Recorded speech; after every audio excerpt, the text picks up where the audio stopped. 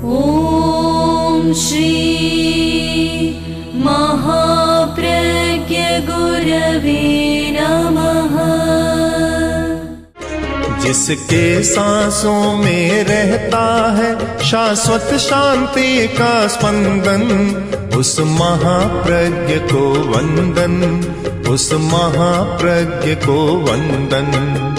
सत्य अहिंसा अनेकांत को अर्पित जिसका तन मन, उस महाप्रज्ञ को वंदन, उस महाप्रज्ञ को वंदन। जिसके सांसों में रहता है शाश्वत शांति का स्पंदन, उस महाप्रज्ञ को वंदन, उस महाप्रज्ञ को वंदन।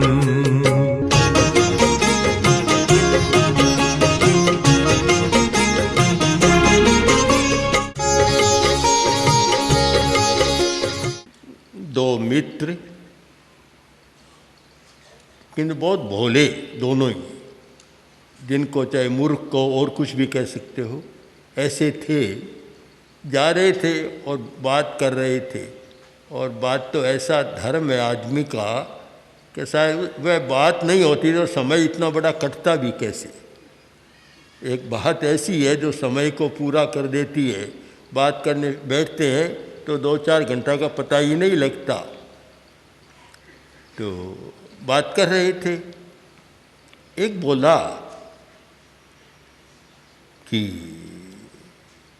सूरज दिखाई क्यों नहीं देता, कहाँ चला जाता है,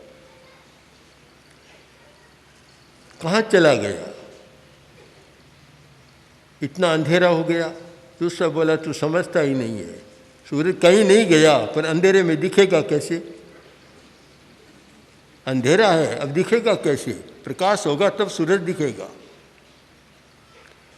ऐसी बात लगती है, चाहे बचपन की कहो, भोलेपन की कहो, चाहे मूर्खता की, कुछ भी कह सकते हो। अंधेरा बाहर तो होता है, भीतर का भी होता है, केवल बाहर ही नहीं होता। एक ऋषि ने, जो ऋषि भाषीय का एक ऋषि है, उसने लिखा है, बड़ी महत्वपूर्ण बात को लिखा है कि जे नरे कुब्बती पावम अंधकारम महं करे। जो पाप करता है यानी मिथ्या आचरण करता है, अनैतिक व्यवहार करता है, अप्रामाणिक आचरण करता है, वह दुनिया में अंधकार फैलाता है।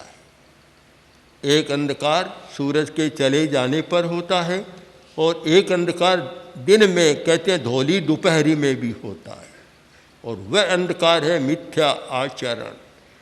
आदमी गलत आचरण करता है, असदाचार या कदाचार करता है, वह भी बड़ा अंधकार है। कभी आपने सुना होगा कि इस व्यक्ति ने मुझे अंधेरे में रख दिया। अंधेरा तो नहीं किया उसने बेचारे ने, पर झूठी बात बतला दी और मुझे अंधेरे में रख दिया। अंधेरा ये बड़ा खतरनाक है। वह रात में होने वाला अंधकार बहुत खतरनाक नहीं होता, थोड़ी बहुत समस्या पैदा करता है, पर बहुत खतरनाक नहीं होता, और शायद कुछ अंशों में स्वास्थ्य के लिए लाभदायी भी होता है। अगर अंधेरा नहीं होता, पूरे दिन रात आदमी प्रकाश में रहता, तो पता नहीं दिमाग का भी क्या होता। शायद दिमाग को विश्रांति के लिए थोड़ा अंधेरा अच्छा होता है। आदमी सोता है तो प्राय समझदार आदमी बिजली को कम कर देता या बुझा देता है, क्योंकि उसमें नींद भी अच्छी नहीं आती। तो अंधेरा कोई बुरी बात नहीं है, किंतु ये अंधेरा, तूने मुझे धोखा दिया, अंधेरे में रख दिया, इतने दिन सही बात नहीं बताई, ये अंधेरा है, बड़ा खतरनाक होता है। यानी जो समस्याएं पैदा होती है वे इस अंधेरे के कारण होती है। मैं अंधेरे में रह गया, मुझे यथार्थ का पता नहीं चला, मुझे वस्तु स्थिति का पता नहीं चला, वास्तविकता क्या थी और थी, मुझे और कुछ बता दिया गया। यह सारा अंधेरा है। जब सरकारें बनती है तब आश्वासन दिया जाता है कि हमारी नीति पारदर्शिता की रहेगी, यानी कहीं अंधेरा नहीं रहेगा, बीच में छिपाव नहीं रहेगा, पारदर्शिता की नीति रहेगी। अंधेरे में कोई काम सही काम नहीं होता। कुछ है, कुछ बता दिया, धोखे में रह गया। घर की स्थिति तो है कमज़ोर और बता दिया नहीं बहुत अच्छा चल रहा है। जब एक दिन वस्तु स्थिति सामने आती है तब आदमी कहता है देखो धोखा हो गया, उसने मुझे अंधेरे में रख दिया। कोई झूठी बात बतलाता है तो भी यही होता है, मुझे अंधकार में रख दिया, सही स्थिति मेरे सामने नहीं आई। अगर सही स्थिति आती तो मेरा व्यवहार दूसरा होता, मेरा कार्यक्रम दूसरा होता। तो इन सारी घटनाओं को, मानवीय व्यवहारों को एक शब्द में समुचित कर और एक ऋषि ने लिखा, इतना सुंदर लिखा कि जो व्यक्ति मिथ्या आचरण करता है, झूठ बोलता है, मिथ्या व्यवहार करता है, असत व्यवहार करता है, असत बात कहता है तो तालाब खाली और बता दिया कि लबालब भरा हुआ है तो भरा हुआ और बता दिया इस रास्ते मत जाओ, तुम्हें पानी नहीं मिलेगा, तालाब सूखा हुआ है। यह सब अंधेरे में रखने की बातें होती है, यानी मिथ्या धारणा पैदा करना, व्यक्ति को अंधेरे में रखना है। तो जो अनैतिक आचरण करता है वस्तु 2 रुपये की, ग्राहक आया तो मूल्य का 100 रुपया। अब 2 100, शायद कहते हैं हिंदुस्तान में ऐसी भाव की कोई विधि है कि जो है वह साफ नहीं होता। अब 100 बताया और चलते चलते 2 तक फिर आ जाती, तो भले आदमी पहले ही 2 ही बता देता, प्रामाणिकता तो रहती कि बस एक प्रामाणिकता है, न इधर न उधर। तो एक प्रतीति पैदा होती है, विश्वास पैदा होता है, और इस अंधकार में, मिथ्या आचरण में आदमी विश्वास पैदा नहीं होता। और यदि कोई चिंतनशील व्यक्ति है तो वह जानता है कि दुनिया में बहुत मूल्यवान चीज़ें हैं, पर पारस्परिक व्यवहारों में, पारस्परिक संबंधों में सबसे ज़्यादा मूल्यवान है विश्वास।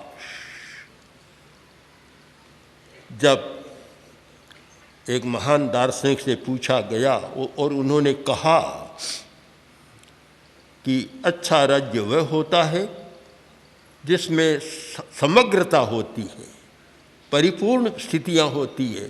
तब पूछा समग्रता से मतलब, तो कहा कि खाने के लिए अन्न होता है और सुरक्षा के लिए शस्त्र होता है और पारस्परिक अच्छे संबंधों के लिए विश्वास होता है।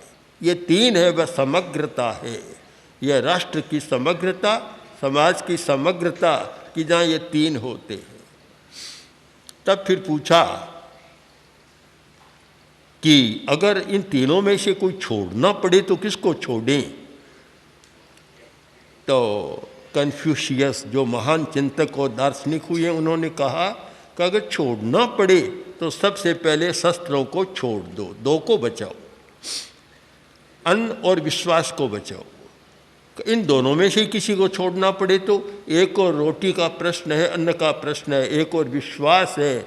इन दोनों में से छोड़ना पड़े तो कहा अन्न को छोड़ो, विश्वास को मत खो। अगर विश्वास नहीं तो समाज ही समाप्त हो जाएगा।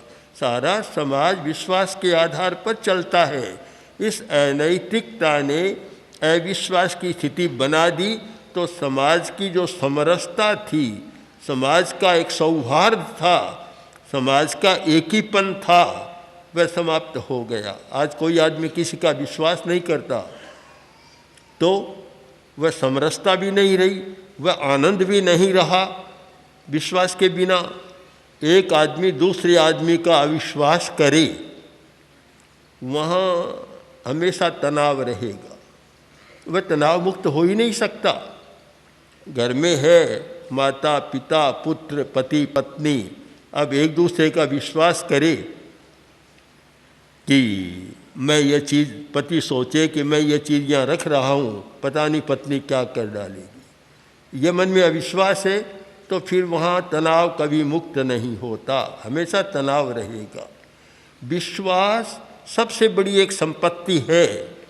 तो अब दो शब्दों पर आप ध्यान दें, एक और अविश्वास और एक और विश्वास।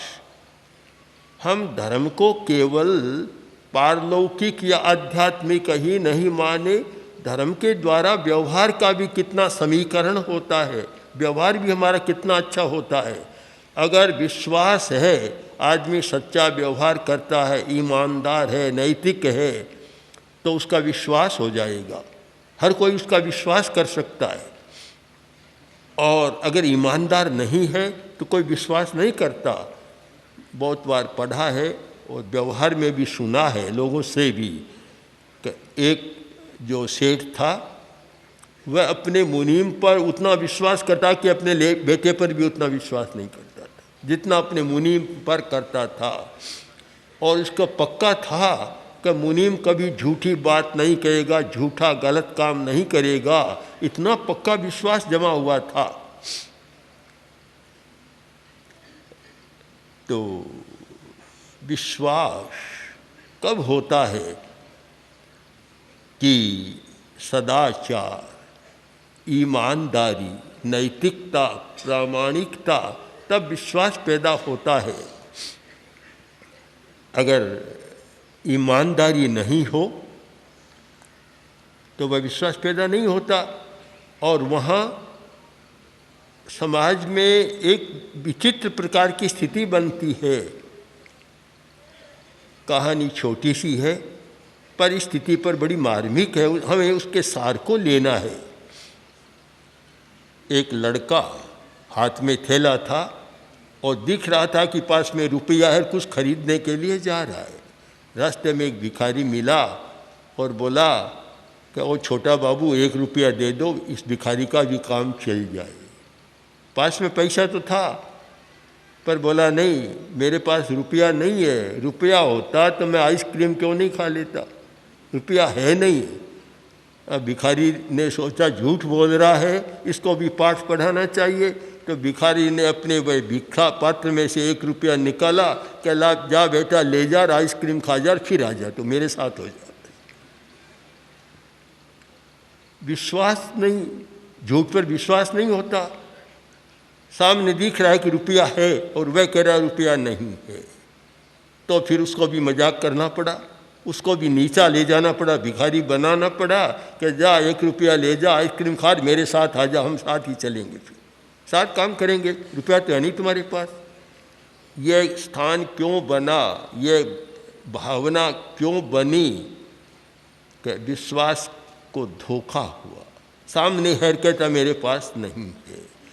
तो आप निश्चित माने कि ये जो 5 महाव्रत और 5 अणुव्रत हैं, ये सारे प्रामाणिकता के पाठ हैं। कुछ नियम तो ऐसे होते हैं जो केवल आत्मा से संबंध रखते हैं, और कुछ ऐसे होते हैं जिनका संबंध सामाजिक स्थितियों के साथ और सामाजिक स्थितियों के संदर्भ में व्रतों का विधान होता है। अपने आप को देखो, आत्मनिरीक्षण करो, ध्यान करो, यह समाज की स्थिति सापेक्ष विधान नहीं है। अपने आप को समझना है, अपने आप को देखना है। वह समाज कोई आगे नहीं आता और कोई साथ में भी नहीं आता। किंतु झूठ मत बोलो। ये जो व्रत है इसमें आत्मा और समाज दोनों सापेक्ष हैं। झूठ बोलना है वह अपने आप पाप कर्म का बंद करना है, और झूठ बोलना है वह दूसरे को धोखा देना है, तो यहाँ दूसरा आ जाएगा। ध्यान करो, अपने आप को देखो, वहाँ कोई दूसरा नहीं आता, केवल अकेला होता है। अध्यात्म में अकेला व्यक्ति होता है। जहाँ व्रत और नियम है वहाँ सापेक्ष होता है कि अकेला और दूसरे का संदर्भ आता है। झूठ मत बोलो। इसकी हम व्याख्या करें तो इसकी दो कोणों से व्याख्या करनी होगी कि झूठ मत बोलो इसलिए कि तुम्हारी आत्मा का पतन होगा। दूसरी बात, झूठ मत बोलो क्योंकि तुम्हारा विश्वास समाप्त हो जाएगा और तुम्हारा सामाजिक संबंध भी अच्छा नहीं रहेगा। तो दो कोणों से इसकी व्याख्या होती है। तो वह व्यक्ति जो झूठा व्यवहार करता है, अंधेरा फैलाता है, अंधकार फैलाता है, दिन में भी अंधकार करता है, झूठा तोल माप करने वाले, मिलावट करने वाले, गलत व्यवहार करने वाले, व्यवसाय में धोखाधड़ी करने वाले, सब लोग दिन में भी अंधकार फैलाने वाले हैं। बहुत अनुभव की वाणी, एक ऋषि की वाणी है। और अणवज्जम पंडिते किच्चा आदित्यव प्रभासति। एक समझदार साधक पंडित आदमी वह अनवद्य कार्य करता है, ऐसा आचरण करता है जिससे पाप कर्म का बंध भी नहीं होता और जिसे लोग बुरा भी नहीं मानते। वह प्रकाश फैलाता है। दुनिया में प्रकाश उन लोगों ने किया है जिन्होंने सम्यक ज्ञान, सम्यक दर्शन और सम्यक चारित्र का व्यवहार आचरण किया। उन लोगों ने दुनिया को प्रकाशी बनाया है। और जिन लोगों ने मिथ्या ज्ञान, मिथ्या दृष्टिकोण और मिथ्या आचरण का प्रयोग किया है, उन लोगों ने दुनिया में अंधकार को फैलाया है। हमारी दुनिया में अंधकार भी है और प्रकाश भी है, दोनों है। पर प्रकाश कहाँ से आ रहा है? एक बार जब केसी और गौतम मिले, केसी भगवान पार्श्वनाथ के शिष्य और गौतम भगवान महावीर के शिष्य, दोनों महान आचार्य, दोनों मिले, तब केसी स्वामी ने एक परीक्षा के तौर पर पूछा कि गौतम बताओ, अंधकारे तमे घोरे चिट्ठन्ति पाणिनो बहु को करिष्यति उज्जोयम सब्बलोगम में पाणिनम। गौतम आप मुझे बताओ, आप बताइए मुझे कि ये अंधकार चारों तरफ फैला हुआ है, घोर अंधकार, तमस फैला हुआ है और उसमें लोग रह रहे हैं। उनके पास न कोई मोमबत्ती है, न कोई दिया है, न कोई लालटेन है और न कोई बिजली है, कोई न डे लाइट न बल्ब, कुछ भी नहीं है। अंधकार में ही रह रहे हैं, अंधकार में ही जी रहे हैं। इस अवस्था में प्रकाश कौन करेगा? कौन प्रकाश करेगा? तब गौतम ने कहा, उगओ विमलो भानु। एक सूरज उग गया है, सूरज उगा है और वह प्रकाश करेगा। अब कौन सा अंधकार? यह रात वाला अंधकार नहीं।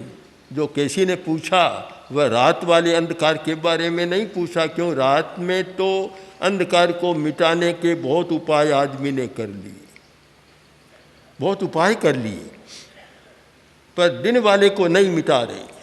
दिन वाले अंधकार को मिटाने के उपाय बहुत कम लोग जानते हैं और बहुत कम लोगों के पास है कि दिन के अंधकार को कैसे मिटाया जाए, सूरज के प्रकाश में होने वाले अंधकार को कैसे मिटाया जाए, या यूँ कह दो भीतर के अंधकार को कैसे मिटाया जाए।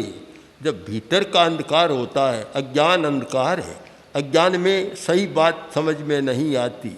मालिक ने कहा नौकर से कि देखो तुम्हारी समझ कम है, कोई भी काम करो पहले मुझे पूछ लिया करो, बिना पूछे कोई काम मत किया करो। समझ कम थी, अब भीतर का अंधेरा था। एक दिन आया कि मालिक एक काम है। बोलो क्या काम है? कि बिल्ली दूध पी रही है, हटाऊं या नहीं हटाऊं? अरे मूर्ख, उसको तो हटा के रहता कि आपने कहा था मुझे पूछे बिना कोई काम मत करना, मैं कैसे हटा सकता था? यह है भीतर का अंधकार। जब भीतर का अंधकार होता है तो कोई भी बात पूरी समझ में नहीं आती और वह काम भी अच्छा नहीं कर सकता। हर आदमी देखता है, चाहे नौकर को रखो, चाहे मुनीम को, किसी कर्मचारी को, तो पहले देखता है कि भीतर का प्रकाश कितना है। पहले कसौटी करते हैं प्रयोग करते हैं कि भीतर में कैसा प्रकाश है। भीतर का प्रकाश है तो काम देगा, और भीतर का प्रकाश नहीं है तो काम नहीं होता। बहुत बार ऐसा होता है कि जिस व्यक्ति में भीतर का प्रकाश ज़्यादा है वह बड़ी लगने वाली समस्या को तत्काल हल कर देता है, और भीतर का प्रकाश सब में समान नहीं होता, कम होता है। साधु बन गए तो भी भीतर का प्रकाश सबका कोई समान नहीं होता। बाहर का तो सबका समान है, किंतु भीतर का तो नहीं होता। और ऐसा कोई चश्मा भी अभी नहीं निकला, आविष्कार नहीं हुआ जो भीतर को प्रकाशित कर दे। बाहर के लिए तो चश्मे भी काम देते हैं, तो सब साधुओं के समान नहीं होता। तो जिसमें एक अंतर का आलोक होता है वह समस्या को तत्काल सुलझा देता है। एक बार प्रसंग बना कि साधु आए आचार्य भिक्षु के पास, खाली पात्र। आचार्य भिक्षु ने पूछा पानी नहीं मिला? कि महाराज नहीं मिला। मिला तो था पर आया नहीं। क्यों? कि एक घर में धोवन तो है पर वह बहन दे नहीं रही है। क्यों? हमने कहा बहन पानी तुम्हारे पास है, हम ले सकते हैं, तुम क्या करोगी? कि काम नहीं आएगा, बस ऐसे ही डाल दूंगी नीचे। तो फिर हमें दे दो। कि नहीं दूंगी। नहीं। क्यों नहीं दूंगी? वह कहती है कि ऐसा मैंने सुना है कि जैसा देता है वैसा मिलता है, तो ये अगर धोवन दूंगी तो मुझे भी अगले जन्म में धोवन मिलेगा, मैं ऐसा पी नहीं सकती, इसलिए मैं तुम्हें नहीं दूंगी। तर्क भी ठीक, उसके सामने तर्क भी था, और बहुत सारे तर्क सुनी सुनाई अवधारणाओं के आधार पर आदमी बना लेता है। तो उसके मन में पक्का जमा हुआ था कि जैसा देता है वैसा मिलता है, इसलिए मैं धोवन नहीं दूंगी, मैं पानी पी नहीं सकती। आचार्य भिक्षु ने कहा चलो। आचार्य भिक्षु चले, साधु साथ में थे। वे आए, उस घर पहुँचे, और बहन ने कहा महाराज बोलो क्या? कहिए धोवन पानी? कि नहीं महाराज मैंने पहले ही कह दिया मैं नहीं दे सकती। वही तर्क वापस रख दिया सामने गाय बंधी हुई थी। आचार्य भिक्षु ने कहा ये गाय है, क्या खिलाती हो इसको? कि घास खिलाती हूँ। तो ये क्या देती है तुमको? घास देती है? नहीं महाराज बढ़िया दूध देती है एकदम। अरे अभी तो तुम कह रही थी जैसा खाते हैं आगे खाना पड़ेगा, तुम घास खिलाती हो और ये तुम्हें दूध देती है। तो अगर साधु को पानी दोगे तो ऐसा नहीं, इससे भी बढ़िया पानी अगले जन्म में मिल जाएगा। तो लो महाराज ले जाओ। समस्या सुलझ गई। यानी हर जगह हम देखते हैं कि जहाँ जहाँ भीतर का प्रकाश है वह जटिल लगने वाली बात को 1 मिनट में सुलझा देता है, और भीतर का अंधकार है वह सुलझाना तो दूर और ज़्यादा उलझा देता है। तो ऋषि वर ने लिखा, बहुत सुंदर कहा कि वह आदमी जो अनवद्य आचरण करता है, अनवद्य यानी न तो पापकारी है और न मिथ्या आचरण है, न कोई लोकों में गर्हित आचरण है, ऐसा आचरण करता है। आदित्येव प्रभासति, वह सूर्य की तरह लोक में प्रकाशित करता है, प्रकाश करता है। एक अंधकार करने वाला और एक प्रकाश करने वाला। अंधकार कौन करता है? ये सही ध्यान में ले लें कि जो लोग व्यवहार में, आचार में मिथ्यावाद का प्रयोग करते हैं, झूठ बोलते हैं, चोरी करते हैं और झूठा सारा व्यवहार करते हैं, व्यापार में जितना, व्यवहार में जितना, किसी को धोखा देना, पड़ोसी को देना, आदि आदि सब करते हैं, ऐसा आचरण वे दुनिया में अंधकार फैला रही हैं और वह अंधकार ही समस्या पैदा कर रहा है। इसलिए हम ये प्रकाश और अंधकार की भाषा को भी समझने का प्रयत्न करें। केवल बाहर के अंधकार और बाहर के प्रकाश तक अपनी चेतना को सीमित न करें, भीतर में जो है उसको समझने का प्रयत्न करें और मैं मानता हूँ कि जो व्यक्ति भीतर के प्रकाश को और भीतर के अंधकार को समझने का प्रयत्न करता है वह सचमुच समाज को, मनुष्य को दुखों से मुक्त करता है और स्वयं भी दुख मुक्त और तनाव मुक्त रह सकता है। ओम आर ओम श्री महाप्रज्ञ